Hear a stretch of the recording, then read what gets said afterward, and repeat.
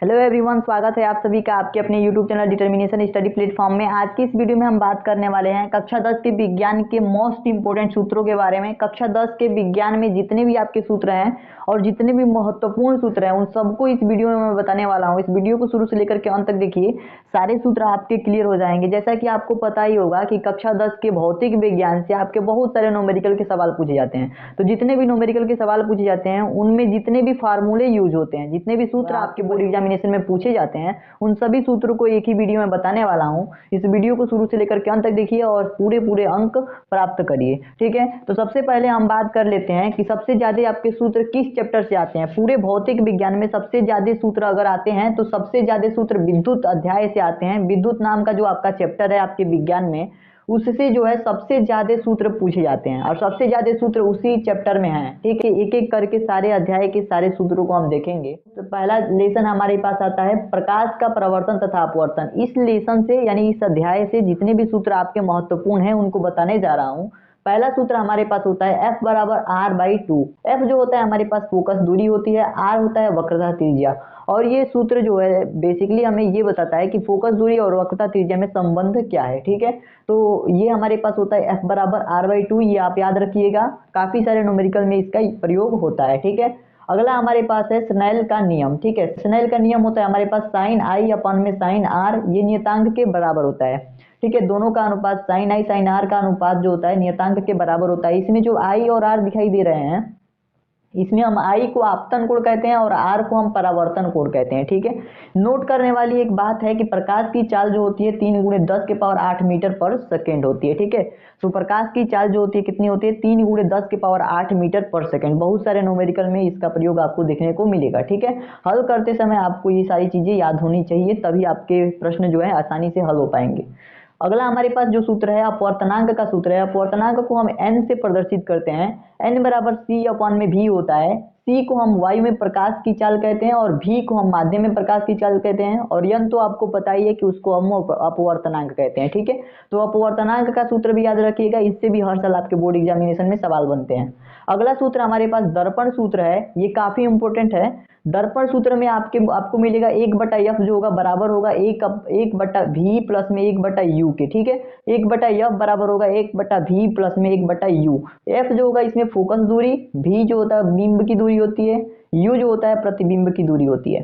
दर्पण सूत्र के बाद से आपको एक और सूत्र देखने को मिलता है लेंस का सूत्र। ठीक है, तो लेंस का सूत्र होता है 1/f बराबर में 1/v माइनस में 1/u। दर्पण सूत्र और लेंस के सूत्र में एक ही चीज का डिफरेंस होता है, अंतर होता है केवल प्लस और माइनस का। इसमें जो है प्लस होता है, इसमें जो है माइनस होता है। ठीक है, तो दर्पण सूत्र अगर आपको याद है तो लेंस का सूत्र भी आपको याद हो जाएगा बिल्कुल आसानी से।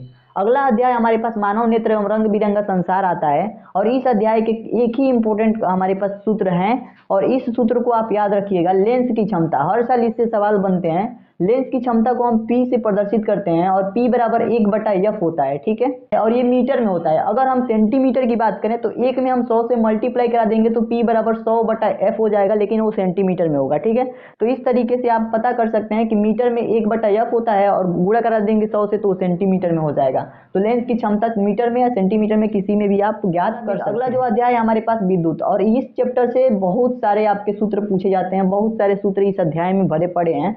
तो पहला सूत्र हमारे पास आता है I बराबर Q/T। यहाँ पे I जो होता है विद्युत धारा होती है, Q आवेश होता है और T जो होता है समय होता है। ठीक है, तो इसमें मैंने ये सारी चीजों को नोट करके रख लिया है ताकि आप आसानी से नोट कर लें और आसानी से तैयार कर लें। सारी चीजें आपको बहुत अच्छे तरीके से समझ में आ जाएगी, मैंने ऐसे नोट्स बनाया है। ठीक है, अगला हमारे पास सूत्र है V बराबर में W/Q। इसमें जो V है विद्युत विभव को प्रदर्शित कर रहा है, W जो है कार्य है और Q जो है आवेश है। ठीक है, अगला सूत्र हमारे पास आता है Q बराबर Ne। ठीक है, Q बराबर Ne, यहाँ पे आप देख सकते हैं ये काफी इंपोर्टेंट सूत्र है। Q को हम आवेश कहते हैं, N को हम इलेक्ट्रॉन की संख्या कहते हैं और E को हम इलेक्ट्रॉन पर आवेश कहते हैं। जो इलेक्ट्रॉन पे आवेश का मान होता है वो 1.6 × 10⁻⁹ कूलाम होता है। ठीक है, तो 1.6 × 10⁻⁻19 कूलाम जो होता है ये इलेक्ट्रॉन पर आवेश होता है, यानी चार्ज ऑन इलेक्ट्रॉन होता है। ठीक है, तो इसको आप ध्यान से रखिए, याद रखिएगा, क्योंकि ये भी चीजें आपको पूछ ली जाती हैं न्यूमेरिकल्स में। आपके जो ऑब्जेक्टिव टाइप क्वेश्चन है उसमें भी ये डायरेक्ट क्वेश्चन पूछे जा सकते हैं। ठीक है, अब हम बात करते हैं मोस्ट इंपोर्टेंट सूत्र है अगला हमारे पास सूत्र है ओम का नियम। ठीक है, ओम के नियम से तो आप भली भांति परिचित होंगे, काफी इंपोर्टेंट सा ये थ्योरी है। और इसके थ्योरी के साथ साथ आपको एक सूत्र मिलता है कि V बराबर IR होता है। ठीक है, तो V इसमें क्या होता है, हमारे पास विद्युत विभव होता है, I क्या होता है, विद्युत धारा होती है, R जो होता है हमारे पास नियतांक होता है, प्रतिरोध जिसे कहते हैं। ठीक है, R को हम प्रतिरोध कहते हैं, बेसिकली ये होता नियतांक है। ठीक है, अगला हमारे पास है प्रतिरोधकता। प्रतिरोधकता को हम रो से प्रदर्शित करते हैं, किससे प्रदर्शित करते हैं, रो से प्रदर्शित करते हैं। और रो बराबर होता है RA अपॉन में L।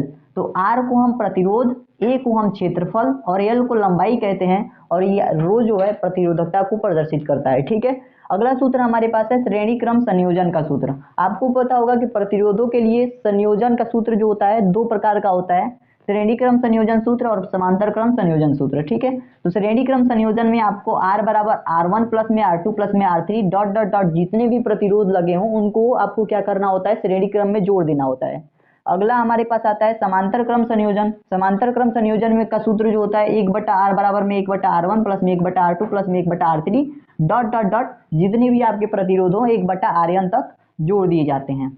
लेकिन ऊपर क्या होना चाहिए, एक होना चाहिए, इसका उल्टा। ठीक है, अगला हमारे पास सूत्र आता है P बराबर W अपॉन में T, जिसको हम शक्ति का सूत्र कहते हैं। P को हम शक्ति कहते हैं, यानी कि शक्ति को हम P से प्रदर्शित करते हैं। और ये होता है W अपॉन में T, W कार्य है और T जो है समय है। ठीक है, तो इस बात को ध्यान रखिएगा। अगला सूत्र हमारे पास आता है धारावाही कुंडली के केंद्र पर उत्पन्न चुंबकीय क्षेत्र।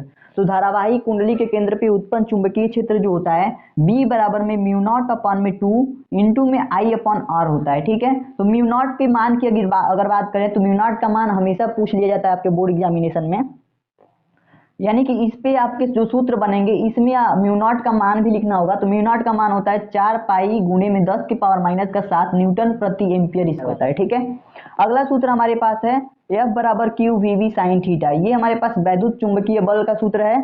चुंबकीय बल का सूत्र F बराबर Q V V sine theta होता है। Q को हम आवेश कहते हैं, V को चाल कहते हैं और B को हम चुंबकीय क्षेत्र कहते हैं। ठीक है, तो ये सारे सूत्र थे जिसको मैं बताना चाह रहा था और ये काफी महत्वपूर्ण सूत्र हैं। तो मुझे आशा नहीं बल्कि पूरा विश्वास है कि ये वीडियो आपके लिए बहुत हेल्पफुल हो सकती है और इस वीडियो में बताए गए सारे सूत्रों को आप तैयार कर लीजिएगा। अगर आपको विश्वास ना हो तो पिछले सालों के क्वेश्चन पेपर उठा करके देख लीजिए, उसमें ज्यादातर न्यूमेरिकल इन्हीं सारे फार्मूले से पूछे गए हैं और ये सारे फार्मूले काफी इंपोर्टेंट है 2024 या 25 बोर्ड एग्जामिनेशन के लिए भी।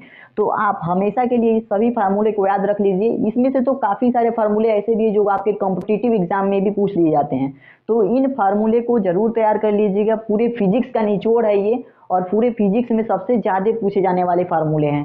तो आशा करता हूं कि ये आपको वीडियो पसंद आई होगी। अगर आपको ये वीडियो अच्छी लगी हो तो चैनल को सब्सक्राइब कर लीजिए और वीडियो को लाइक और वीडियो पे एक कमेंट जरूर कर लीजिए। आज के लिए इतना ही रखते हैं दोस्तों, मिलते हैं नेक्स्ट वीडियो में ऐसे ही धमाकेदार वीडियो के साथ। तब तक के लिए धन्यवाद।